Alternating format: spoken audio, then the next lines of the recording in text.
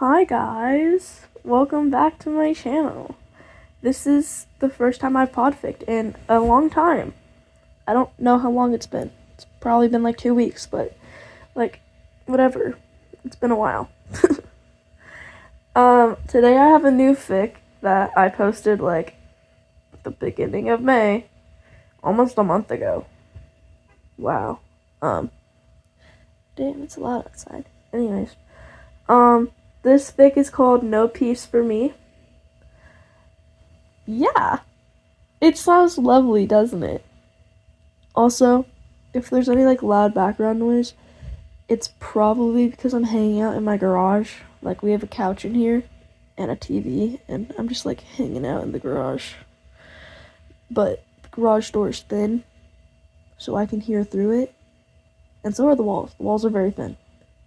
So that's just to let you guys know that if you hear anything, it's probably because of that. Now, I'm going to read the summary, and then I'm going to read chapter 1. So, yeah. Let me start reading. Summary.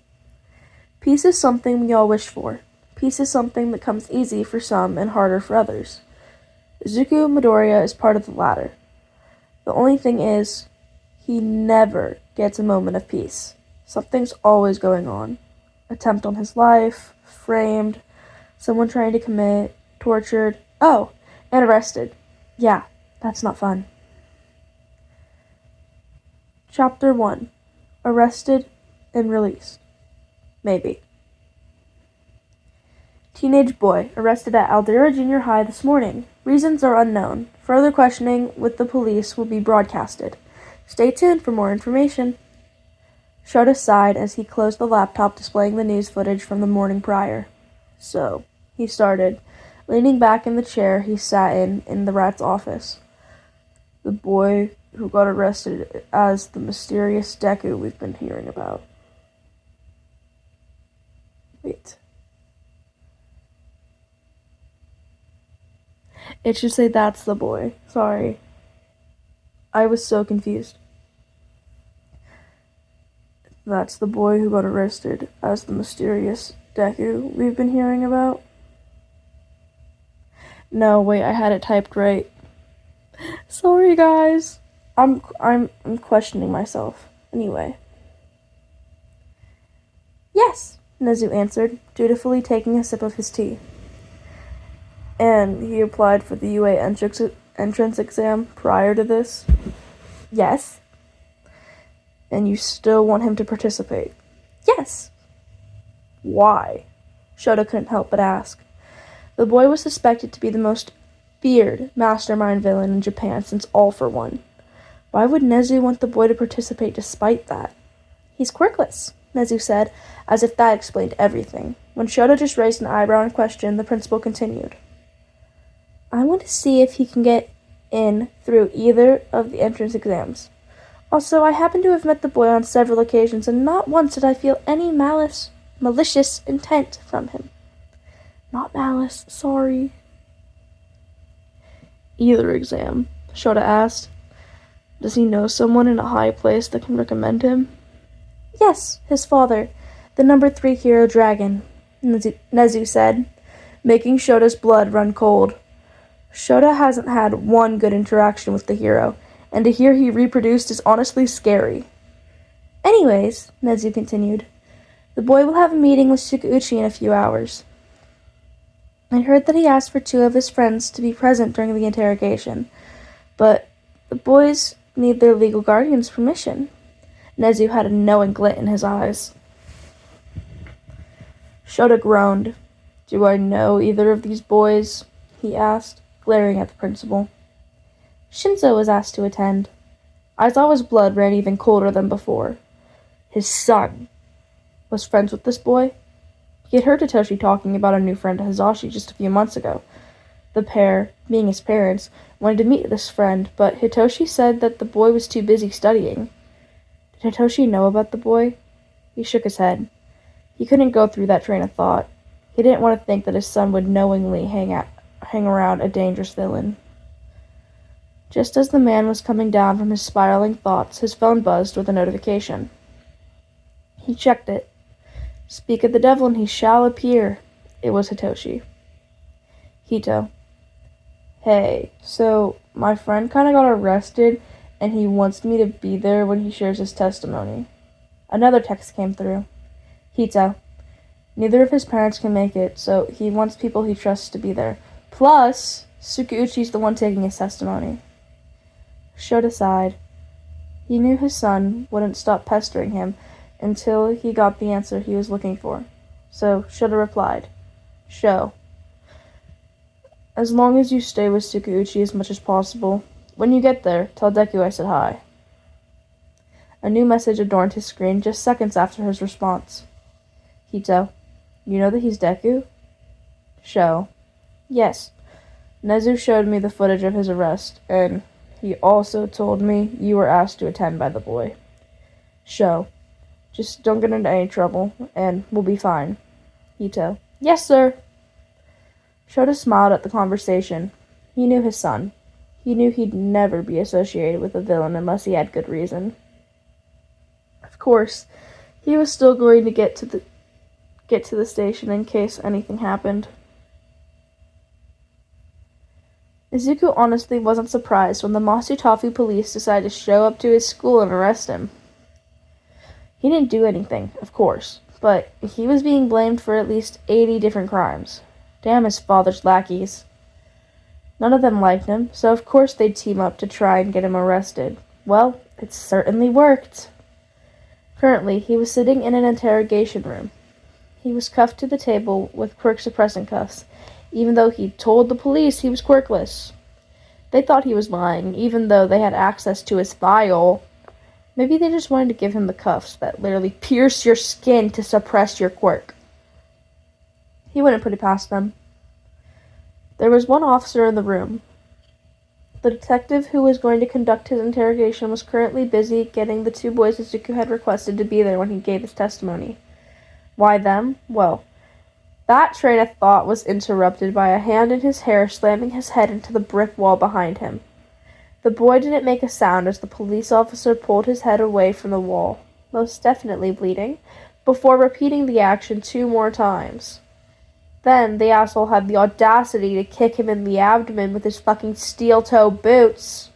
He didn't feel anything break under the force of the blow, but that area would definitely be bruised later.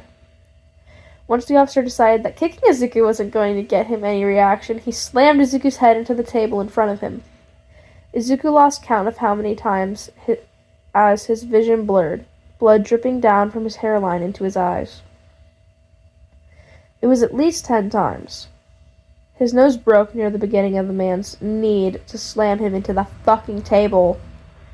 Izuku really wished he had gone to Kamino instead of going to school that day. Tenko wouldn't have done anything to him, but his mother definitely would once he got back. There was a sound of faint footsteps making their way down the hall and to the interrogation room. The man apparently heard the footsteps, too, and as quick as he'd moved towards Izuku, he was back at his post by the door. Izuku looked down at the table as the door opened. He only realized there was blood dripping from his face when he heard a familiar voice pointed out. Holy fuck, Izuku, the panicked voice of his purple-haired friend said, rushing to his side. Why the hell are you bleeding? Should I call Natsuo? He'd probably drop everything to come help you, his red and white-haired friend asked, pulling his phone from his pocket. Izuku shook his head and immediately felt nauseous. Yeah, he definitely had a concussion. He's at work right now, Izuku croaked out, blood rising in his throat. How did this happen? Izuku heard the familiar voice of the detective, Trueman, or Namasa Tsukauchi, as he turned to the police officer. I don't know, the officer lied, and Tsukauchi's eye twitched as he glared at the officer. I closed my eyes for 2 seconds before I heard a thud, and the boy's head was lifted from the table all bloody. Liar, Izuku accused as he tried to stave off his headache. It was fucking assault. He slammed my head into the wall and the table. Plus, he also kicked me in the abdomen with his fucking steel-toe boots. He's lucky my ribs aren't broken. My nose definitely is. Izuku said this as he coughed up blood. Suguchi turned onto the police officer with fire burning in his eyes. "You assaulted a kid?" the man asked, anger simmering just under the surface. "What the fuck were you thinking?" "Oh, he's a fucking villain. What do you care so much about him?" The officer groaned, annoyed. "First, he hasn't even been confirmed as the villain Deku. Second, even if he is Deku, that doesn't give you the right to assault the boy," Suguchi said, and Izuku could hear the sound of handcuffs closing as the officer protested. "Stay here. I'll have someone come in to help patch you up, Midoriya. Once I put this guy in a holding cell, I'll be in here again." The detective left after that. Izuku had a feeling he knew exactly who the detective was going to send in. He knew Hitoshi's dads wouldn't let him come meet with a villain alone. That means that Eraserhead walked into the room a few minutes later. Shota was sitting in the police station with his cup of coffee. He decided to scroll through Hisashi's newest Instagram posts while he waited for Hitoshi and the Todoroki kid, because apparently he'd walked all the way to the station instead of having someone drive him because his siblings were busy and so was his father. Shota didn't press. He'd just liked one of Hisashi's posts about his radio station when he heard the sound of the door to the interrogation rooms open. He looked up to see Suguchi leading a handcuffed police officer, who was yelling profanities, out of the interrogation area. Shota just raised an eyebrow at the pair. Suguchi sighed. "He assaulted the boy accused of being Deku," Suguchi said, and Shota's eyes widened slightly in surprise. "Now I have to put him in a holding cell. Do you think you can grab one of the med kits and take care of the boy? Hitoshi and Todoroki are with him right now, but they don't have any medical supplies to actually help." Shota nodded as he stood. "I'll take care of him," he said, making his way towards the cabinet. They kept the first aid kits in. I paused, sorry. "Thank you," Suguchi sighed with relief as he continued leading the man to his holding cell. Shota grabbed one of the first aid kits before closing the cabinet and making his way towards the interrogation rooms. He scanned his hero license to open the door to the interrogation area. The kids were in the third interrogation room. He opened the door. All three of them turned to look at him. "Dad," Hitoshi said, quickly taking the first aid kit from Shota. He just sighed as he walked to the table Midoriya was sitting at. "What happened? Suguchi said that officer assaulted you, but he didn't tell me to what extent," Shota asked, looking at the boy who was dripping blood. Hitoshi started cleaning up the blood as Midoriya replied. "He slammed my head into the brick wall. Then he kicked me in the abdomen with his steel-toed boots. And after that, he just slammed my head into the table over and over again." "Did you break anything?" Shota asked, trying to make sure he didn't have to call a doctor. "My nose is broken, but nothing else is," the boy said, pausing before speaking again. "I also have a concussion, but that's not as bad as a broken nose."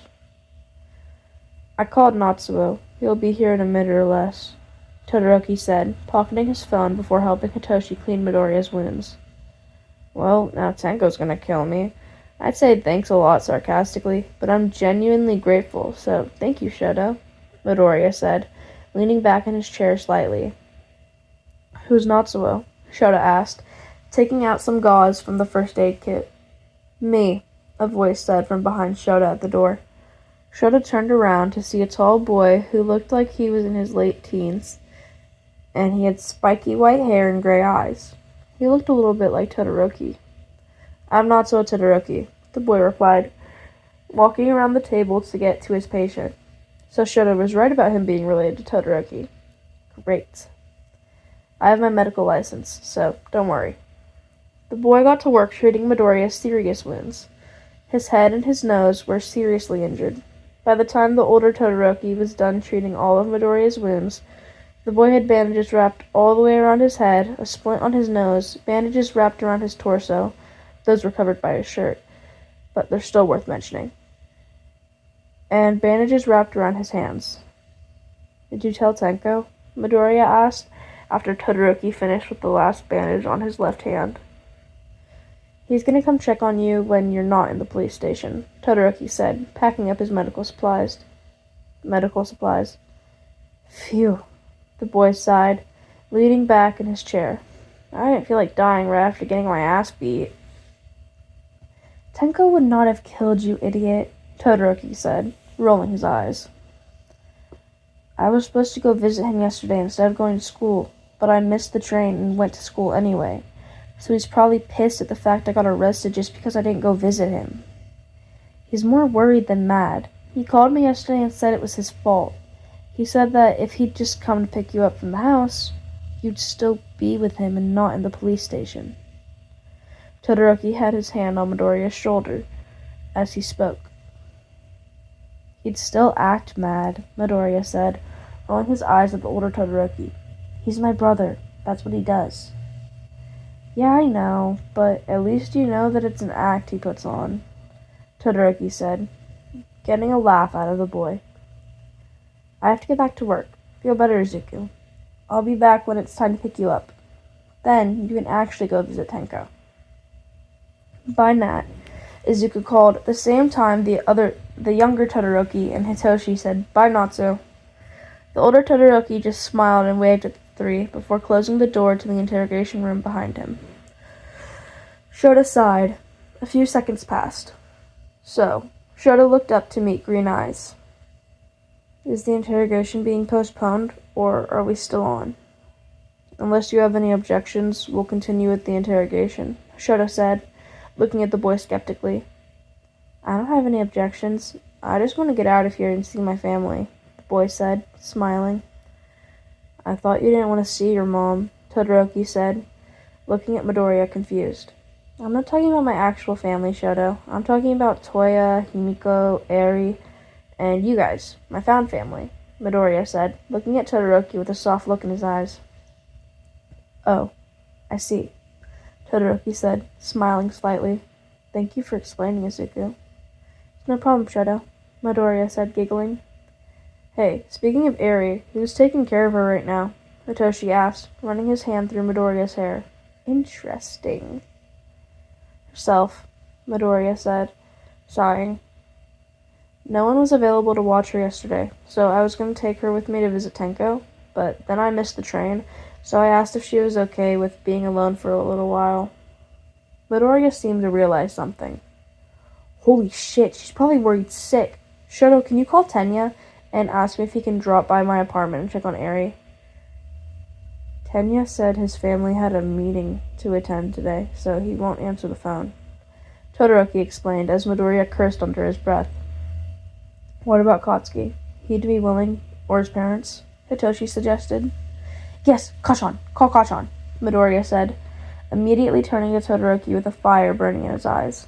Todoroki nodded as he pulled out his phone and called the boy they were talking about. Todoroki put the phone on speaker. "What do you want, half and half?" a gruff voice said on the other line. "Izuku needs you to go check on Eri. She's at his apartment alone, and he hasn't been home since yesterday morning.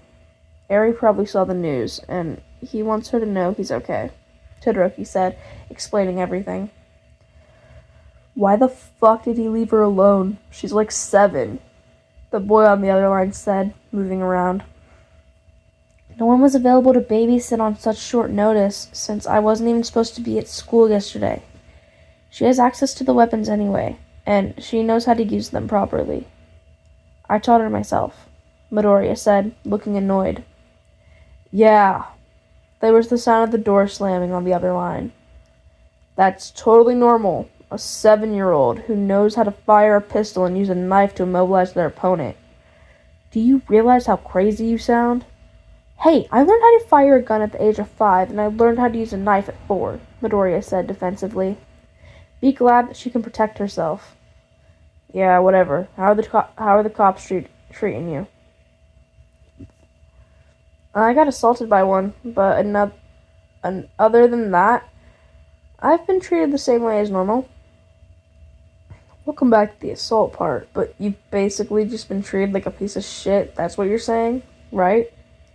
"Yeah, pretty much. Also, the assault was the guy slamming my head into a brick wall and the table, and also kicking me in the abdomen with his steel-toe boots. Sounds like it fucking hurt.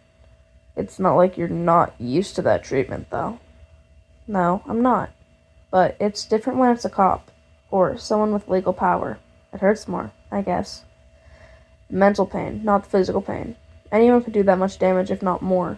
Stay away from screens when you get back, and just know you have a concussion. Yeah, whatever, Kachan. I'm at your apartment. Should I use my spare key or should I knock? Use your spare and then call out for her. Make sure you say who you are first, so she doesn't shoot you. Yeah. There's a sound of a door unlocking. Ari, it's Kachan. I came to check on you. Kachan! The voice of a little girl, Ari apparently, called. I'll take care of everything here, Izuku. Stay out of trouble. The boy on the other line said, before hanging up. He's so annoying, Midoriya groaned. Sometimes I just want to punch his stupid face. Same, Hitoshi and Todoroki said at the same time. Midoriya laughed. One thing we all agree on. His laughter died down after a minute. He had a sad look on his face. Honestly, I didn't think either of you were going to come after that fight. There was silence. That fight was stupid. We didn't let you talk. We just assumed.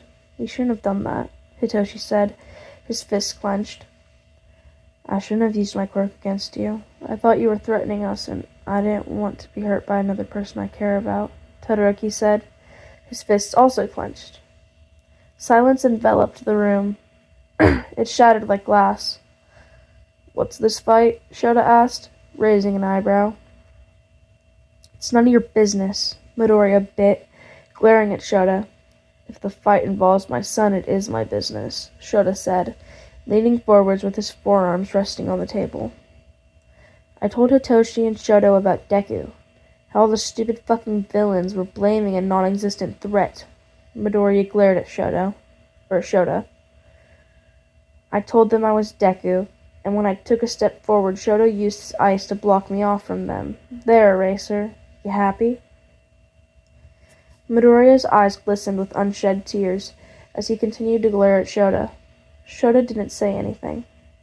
The door opened and Tsukuchi walked in. Sorry about that, Midoriya, Tsukuchi said,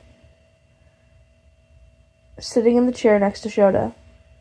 I didn't know he'd do anything. I apologize for... It's not your fault, Midoriya said, cutting off Tsukuchi. Now, can we just get this interrogation over with? I have to get back to Eri. Eri? Who's Eri? Tsukuchi asked, opening the file on the table. She's a little girl that I take care of, Midoriya said, rolling his eyes. I don't have legal guardianship, but I'm working on it. I see, Tsukuchi said, nodding to tell Shota he was telling the truth. Then he pulled out his recorder and clicked the button to turn it on. Let's get this interrogation started then. Midoriya, this interrogation will be recorded, so that any information can be verified coming from you. Now, I'd like to let you know, your quirk is lie detector and it allows you to know when someone is telling the truth or lying. Yeah, I'm familiar with you, true man. You're All Might's little insider, Midoriya said, looking like he was pissed beyond belief. Tsukuchi coughed. Well, I guess we can get started with the interrogation then, he said, looking down at the file. Midoriya. Call me Izuku. Or Deku. Honestly, I don't fucking care. Just call me Midoriya. Just don't call me Midoriya, the boy said, glaring at the detective. Okay, Izuku, Tsukuchi said, swallowing. Your file says that you're the son of the number 3 pro hero, Dragon. Does he know that you're here right now? Probably, Midoriya scoffed. I mean, he's always watching the news to see if they're talking about him. He made a big arrest capturing some drug dealers yesterday, so he was probably looking to see if they were talking about it. If he knows, he stumbled upon it on accident.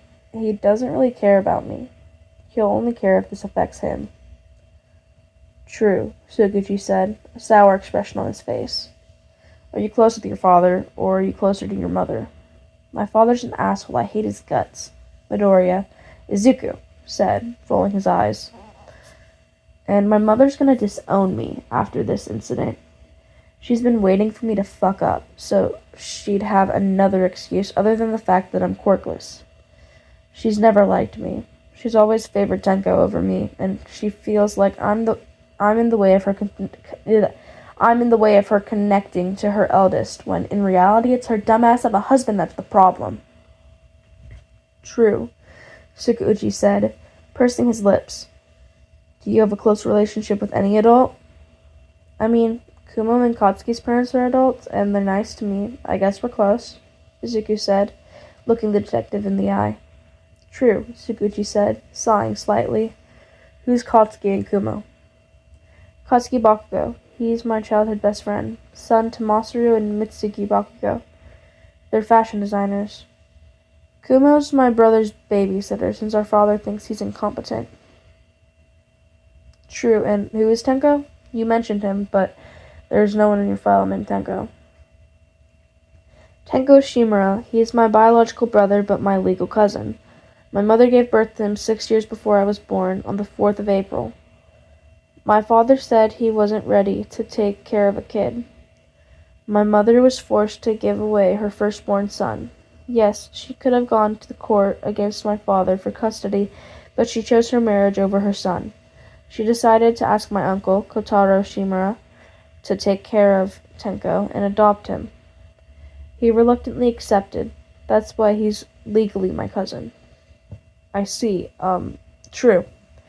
Now, before we started the interrogation, you mentioned a girl named Eri. You said she isn't legally in your care. How did you come to care for her? She was being abused. All I did was get her out of the situation. I've been taking care of her since then. True. Now, let's cut to the core reason you're here. Finally, it took you long enough. Anyway, you were accused of directing villains to do all of these different crimes that have ended in one or more people being killed. Did you do this? I didn't direct all the villains to do those crimes. True. Did you direct any of them to do a crime? One. His name is Randomo Tanaka. I hired him to assassinate my father. He abandoned the plan when he noticed a bank. He decided to rob the bank instead, since he was struggling with money. My father was the one to apprehend him. Tanaka was blaming me for the bank robbery. He never mentioned the fact that I told him to assassinate my father. True, why did you want to assassinate your father? He's an asshole and a shitty excuse for a hero. He's lived long enough. He's killed enough people. He's ready to go. True, what do you mean your father's killed enough people? Todoroki grabbed Izuku's hand from where he sat on his left and squeezed his hand. My father has been the cause of many casualties on his road to fame. Several innocent civilians have died because of him. I'd be happy if he died. True. Sukuchi turned to look at Shoto with a worried expression on his face. Shoto couldn't blame him. He was worried too. Everything the boy was saying was concerning, but it was all true. Can we stop talking about my father? He's gonna hear the recording, whether it's from you guys showing him, or one of his lackeys hacking in and getting it. I don't want to give him a reason to send more of his lackeys after me. Sure, Sukuchi said, glancing at Shoto again. Why did the villains say that you directed them to their crimes? The boy didn't answer for a minute. Shoto was about to ask the boy if he needed a minute, but then the boy spoke. I told them to. That's a lie, Sukuchi said immediately. That's the first lie the boy had told. And it wasn't even to protect himself, it was to protect someone else. If I tell you the truth, I'll be playing with my life. Did you not understand that from what I said about my father's lackeys? Plus, I don't want him to be arrested. The boy looked down at his lap. Shoto noticed as Hitoshi put a hand on Izuku's forearm. True. Izuku, who do you not want to be arrested? Silence filled the room, along with tension. The silence seemed to stretch on forever. My brother, the boy finally bit out. Are you happy? I don't want you to arrest my brother, because he doesn't deserve it. He's been threatened time and time again. The boy stood up in his anger. He's a good man. No one believes me when I say it because they look at his actions, not him. He doesn't want to do the things he does. He hates what our father makes him do. But if he stops, he'll be killed. True, Sukuchi whispered, just loud enough for the recorder and Shota to hear before speaking up. Izuku, who is your brother? His legal name is Tenko Shimura, the boy said, sitting down. But everyone calls him by the pseudonym our dad came up with, Tomura Shigaraki. Everyone froze. The silence was deafening, and it shattered like glass when Sukuchi said, True. Okay, guys, so that's the end of the first chapter. I'd like to say, before I end this, okay, so this is set before UA, but Tomura Shigaraki has been attacking a different school because I messed up when I was writing it, and I was like, he's attacked UA, and then I was like, oh wait, they're not in UA. You know, I'm not changing it, I already posted it. So, yeah, that's why. They've definitely been attacking Shinzo and Todoroki's school. Trust. Anyways, yeah, that's it. I hope you guys have an amazing day, night, evening, morning, whatever it is for you. It's lunchtime for me. I need to go eat lunch. I'm gonna have spaghetti. Leftover spaghetti from last night because I am not making spaghetti. Anyways, love you guys. Bye!